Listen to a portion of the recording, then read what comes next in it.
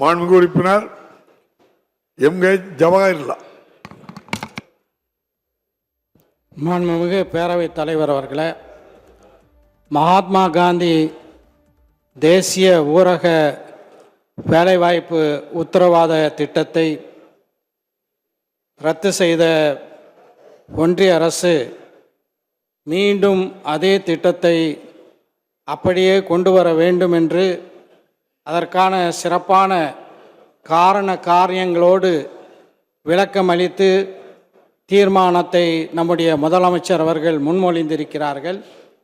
அந்த தீர்மானத்தை மனிதநேய மக்கள் கட்சியின் சார்பாக நான் வழிமொழிகின்றேன்.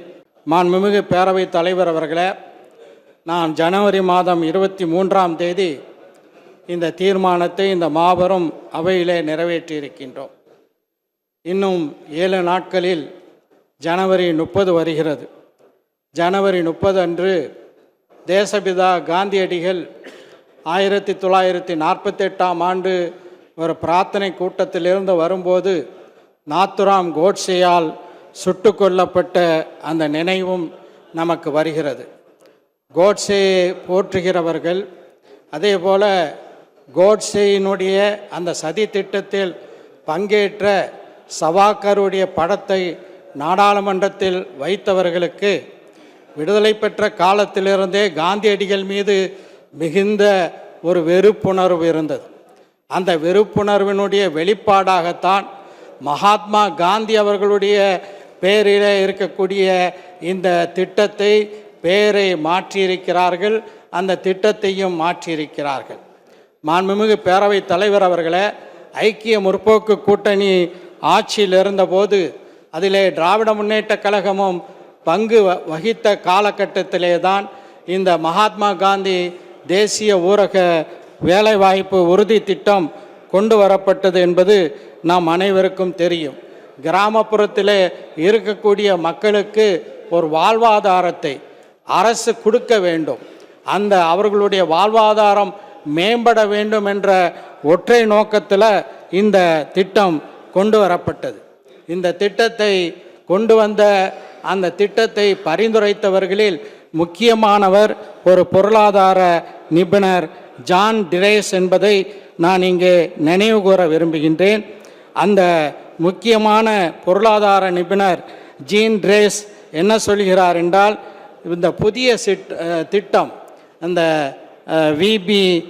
விபிஎஸ் என்று விபிஜிராம்ஜி என்று சொல்கிறார்களே, அந்த திட்டத்தை பற்றி அவர் சொல்லும்போது மிக சுருக்கமாக, ரத்தன சுருக்கமாக சொல்கிறார். A work guarantee without any guarantee that the guarantee applies என்று சொல்கிறார்.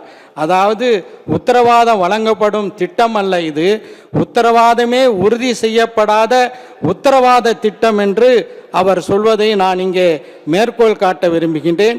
அது மட்டுமல்லாமல் அரசமைப்பு சட்டத்தினுடைய 41வது பிரிவு தரக்கூடிய வேலை பெறும் உரிமையை, பொது உதவியை, வாழ்வாதார பாதுகாப்பை இந்த திட்டம் ஒன்றிய அரசு நிறைவேற்றியிருக்கின்ற அந்த புதிய திட்டம் பறிக்கின்றது என்று மிக தெளிவாகவே குறிப்பிடுகிறார். இந்த மகாத்மா காந்தி தேசிய ஊரக உறுதி திட்டத்தில் ஊரக பகுதியில் இருக்கக்கூடிய ஒவ்வொரு குடும்பமும் வேலை கோர உரிமை பெற்றிருந்தது. 15 நாட்களுக்கு வேலை வழங்கப்படாவிட்டால் வேலையில்லா கால உதவித்தொகை பெறும் வழிமுறை இருந்தது. This is not a charity, இது ஒரு தர்மம் அல்ல, மாறாக சட்டப்பூர்வமான உரிமைகள். அதே போல அவர்கள் புகார் அளிப்பதற்கும் நீதிமன்ற மேற்பார்வைக்கும் அது வழிவகுத்தது என்பதும் நம்முடைய ஜீன் டிரேஸ் சொல்லக்கூடிய வழியாக இருக்கின்றது. இந்த MNR மகாத்மா காந்தி திட்டம் அது எப்படி அமுல்படுத்தப்பட வேண்டும் என்பதை கிராம சபைகள் திட்டமிட்டன, பஞ்சாயத்துகள் செயல்படுத்தின, சமூக தணிக்கைகள் மூலம் மக்கள் கண்காணித்தார்கள். இவை அனைத்தையும் இந்த அரசு தகர்த்தது ஒரு ஆச்சரியத்திற்கு இல்லை. இதில் மிக முக்கியமாக மாநிலங்களுடைய உரிமையும் பறித்திருக்கிறார்கள். தொடர்ச்சியாக மாநில உரிமைகளை எப்படியெல்லாம் பறித்தார்கள் என்பதை, நமக்கு வரவேண்டிய நிதிகளை எல்லாம் எப்படி நிறுத்தி வைத்திருக்கிறார்கள் என்பதை மாண்புமிகு முதலமைச்சர் அவர்கள் மிக தெளிவாகவே இங்கே எடுத்துரைத்தார்கள். அதே போன்று இந்த புதிய சட்டத்தினுடைய 22வது பிரிவின் பால் நான் இந்த சபையினுடைய கவனத்தை ஈர்க்க விரும்புகின்றேன். அந்த புதிய சட்டத்தினுடைய 22வது பிரிவு அரசமைப்பு சட்டத்தினுடைய 258வது விதிமுறைக்கு நேர் எதிராக இருக்கின்றது.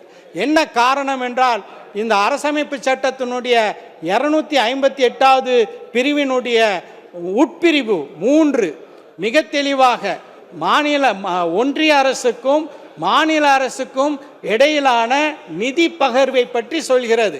ஒரு ஒன்றிய அரசு ஒரு திட்டத்தை ஒரு மாநிலத்தில் செயல்படுத்த முனையும் போது அந்த திட்டத்திற்கான நிதி, அதை பற்றி நாடாளுமன்றத்தில் சட்டம் இயற்றப்படும் போது அந்த நிதியை சுமப்பது ஒன்றிய அரசின் பொறுப்பு தானே தவிர மாநில அரசின் பொறுப்பு அல்ல என்று நம்முடைய முதலமைச்சர் சொல்லவில்லை, அரசமைப்பு சட்டம் சொல்கிறது. அரசமைப்பு சட்டத்தை மதிக்காத பாஜக, மகாத்மா காந்தியடிகளை மதிக்காத பாஜக இந்த மகாத்மா காந்தி தேசிய ஊரக திட்டத்தினுடைய பெயரை மாற்றி இது நிச்சயமாக அரசமைப்பு சட்டத்துக்கு விரோதமான ஒரு நடவடிக்கை, அதற்கு எதிரான வலிமையான முன்னெடுப்புகளை அவைக்கு வெளியிலேயும் திராவிட முன்னேற்ற கழகத்தின் தலைமையிலான கூட்டணி கட்சிகளை எல்லாம் அணிவகுத்து ஒரு மிகப்பெரிய போராட்டத்தை திராவிட முன்னேற்ற கழகம் நடத்தியது. இன்று இந்த மாபெரும் அவையில் இந்த தீர்மானத்தை நிறைவேற்றுகிறோம். ஆக ஊரக மக்களினுடைய உரிமைகளை, பெண்களினுடைய உரிமைகளை, அரசமைப்பு சட்டம் தந்திருக்கக்கூடிய உரிமைகளை பறிக்கக்கூடிய இந்த VB ஜி ராம்ஜி திட்டம் ஒழிக்கப்பட வேண்டும், திரும்ப பெற வேண்டும்.